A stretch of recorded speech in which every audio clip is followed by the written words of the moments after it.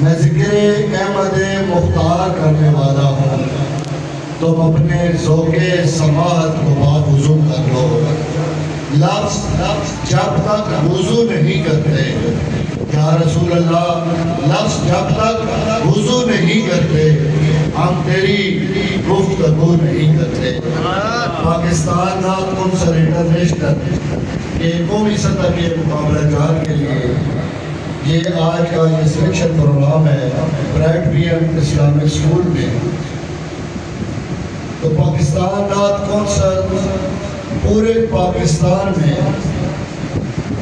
جا کر بچوں کو فروغ نعت کے لیے اور آداب نعت کے لیے شعور بھی فراہم کر رہی ہے اور تربیت بھی دے رہی ہے۔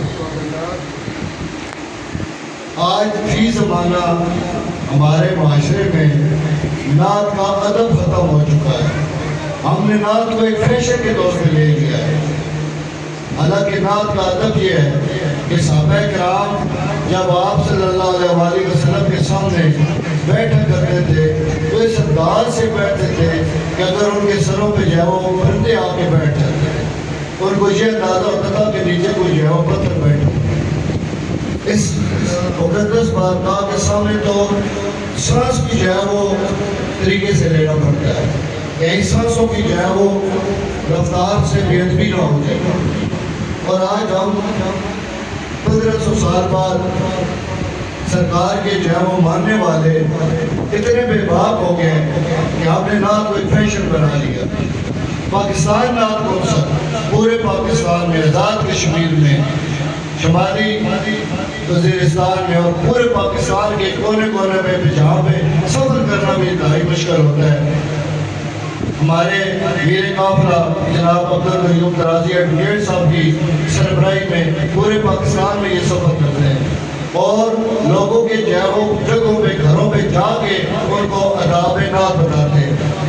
تو میری آپ سے گزارش ہے کہ آپ نے جتنی دیر یہاں بیٹھنا ہے، ایک تو موبائل فون تو آپ کو پہلے بتا دیا گیا آپ نے بند رکھنا ہے، آپس میں گفتگو نہیں کرنی ہے، نمبر 2۔ اور تیسرا یہ میسج آپ نے جہاں بچے اور بڑے بیٹھے ہوئے ہیں کہ ہماری محفل میں جب کوئی نعت پڑھی جا رہی ہوتی ہے اور اس دوران کوئی دنیا دار آ جاتا ہے جس کو ہم وی آئی پی کہتے ہیں، تو نعت جو ہے وہ اس کا تقدس ختم ہو جاتا ہے، اس کے لیے سب کھڑے ہو جاتے ہیں۔ آقا کریم کے نعت کے سامنے کسی کی کوئی حیثیت نہیں ہے، چاہے وہ صدر پاکستان ہو، چاہے وہ چیف جسٹس آف پاکستان ہو، چاہے جو بھی ہو۔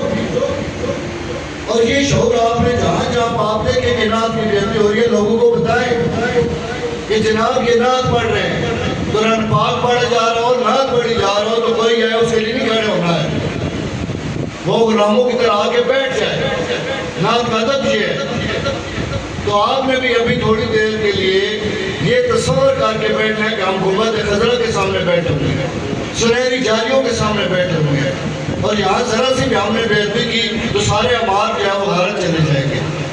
تو اس کی جتنی دیر یہاں بیٹھنا ہے یہ ادب سیکھنا ہے۔ ہمارا پاکستان نعت کونسل کا جو سب سے بڑا مقصد ہے کہ ہم نے کریا کریا کوچا کوچا گلی گلی جا کے ہم آنے والی نسل کو نعت کا ادب سکھا رہے ہیں اور ہم یہ پیغام پھیلا رہے ہیں۔